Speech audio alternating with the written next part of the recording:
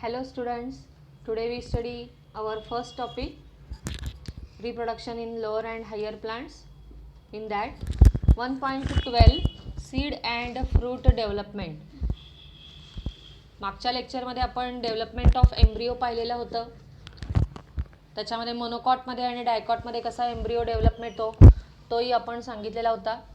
आता ह्या लेक्चरमध्ये आपण सीड्स आणि फ्रूटचं डेव्हलपमेंट कसं होतं हे आपण पाहणार आहोत. मोनोकॉटमध्ये आणि डायकॉट दोन एक्झाम्पल्ससुद्धा घेणार आहे आपण.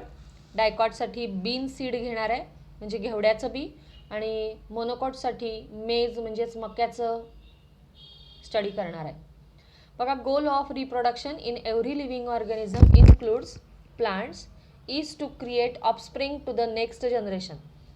रिप्रोडक्शनचं जे ध्येय आहे ते ध्येयच आहे की पुढच्या पिढीसाठी किंवा पुढची पिढी निर्माण करणे हे ध्येय आहे रिप्रोडक्शनचं.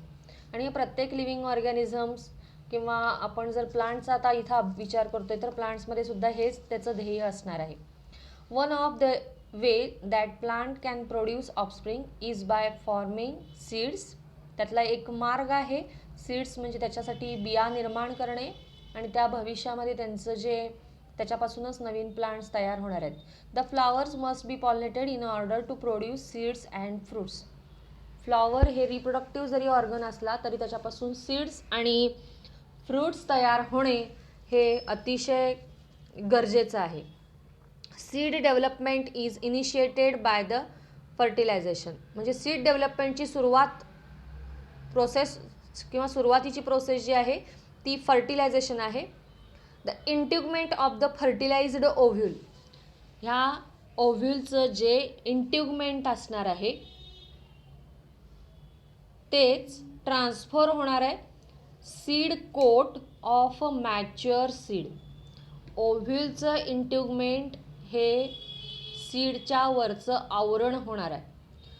फूल मिटून त्याच्यातली जी ओव्हरी आहे ती ओव्हरी फ्रूट बनेल आणि त्यातलं जे प्रत्येक ओव्ह्यूल आहे ते सीड बनणार आहे. Seed sometimes consist of 2 distinct coverings. मग काही वेळेला ह्या सीडवरती 2 कवरिंग असतात आणि काही वेळेला एकच असतं किंवा काही वेळेला नसतंच, ते सुद्धा आपण पाहत जाणार आहोत.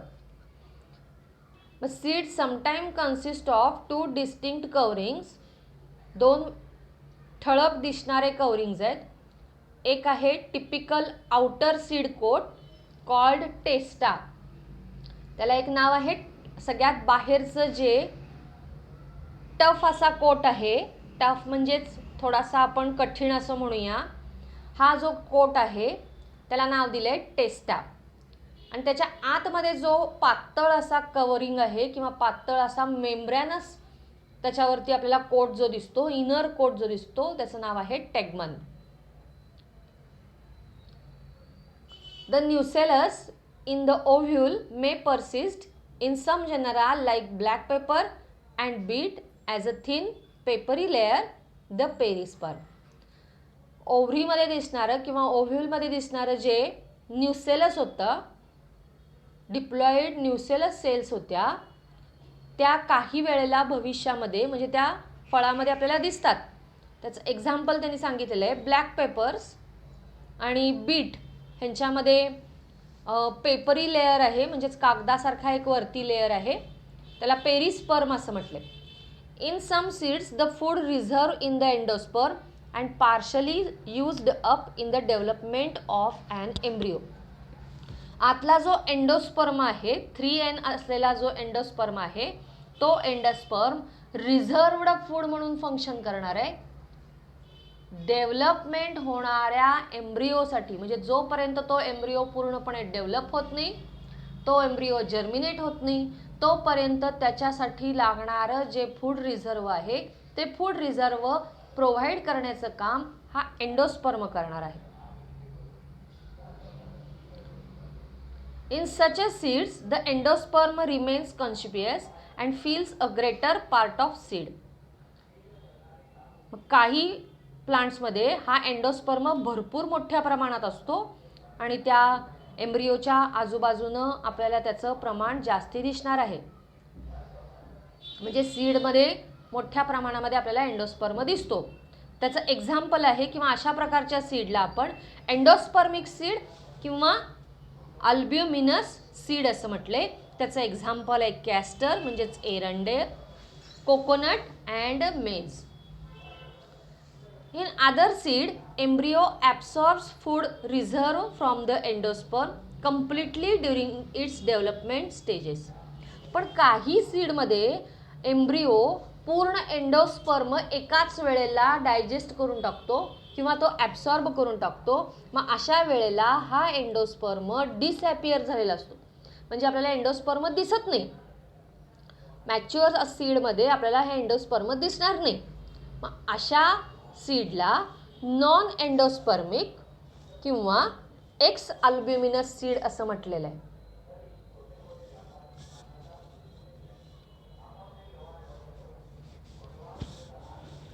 एक्स अल्ब्युमिनस सीड एक्झाम्पल आहे त्याचं पी आणि बीन म्हणजेच वाटाणा आणि घेवडा.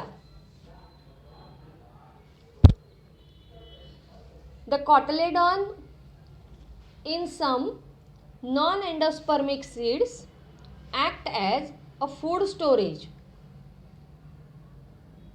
म्हणजेच ज्यांच्यामध्ये हा एंडोस्पर्म पूर्णपणे डायजेस्ट झालेला असतो अशा सीडमध्ये कॉटलेडॉन हा त्या एम्ब्रियोचा फूडचं नरिशमेंट करणार आहे किंवा फूड त्याला प्रोव्हाइड करतो. And in many other are the first photosynthetic organs. आणि काही प्लांटमध्ये हेच कॉटिलेडॉन पहिले फोटोसिंथेटिक ऑर्गन्स म्हणजे त्यांचे फर्स्ट लीफ म्हणून सुद्धा फंक्शन करतात. Micropyle persist as a small pore in a seed coat to allow the entry of water and oxygen during the soaking. काही जणांमध्ये हा जो एंडोस्पर्म आता तुम्हाला सांगितलं मायक्रोपाईल जो आहे, हे मायक्रोपाईल असं एक स्मॉल पोअर म्हणजे किंवा छिद्र असं म्हणून काम करणार आहे की ज्याच्यातून वॉटर एंटर करेल, पाणी आत जाईल आणि महत्त्वाचं म्हणजे ज्या वेळेला जर्मिनेशन होणार आहे त्यावेळेला प्लुम्युल आणि रेडिकल ह्या मायक्रोपाईलमधूनच बाहेर येणार आहे. Fruit development is triggered by hormones produced by developing seeds. जो डेव्हलपमेंट होणारा जो सीड आहे त्याच्यामध्ये किंवा त्याच्यामधले जे हार्मोन्स तो निर्माण करेल आणि त्याच्यामुळेच हे फ्रूटचं डेव्हलपमेंट शक्य आहे. As mentioned earlier, after fertilisation the zygote is formed and the ovary begins to differentiate into the fruit. ओव्हरीचं रूपांतर फ्रूटमध्ये आणि प्रत्येक ओव्हरीचं रूपांतर हे सीडमध्ये होणार आहे. आणि ओव्हरीची जी वॉल आहे डेव्हलप्स इन टू पेरिकार्प म्हणजेच त्या फ्रूटचं बाहेरचं कव्हर तयार होणार आहे. मग पेरिकार्प इज बेसिकली 3 लेअर. पेरिकार्पचे बेसिक 3 लेयर्स असतात, इपिकार्प, मेसोकार्प आणि endocarp. Epicarp is basically 3 layer which get differentiated in the fleshy fruit like mango, coconut.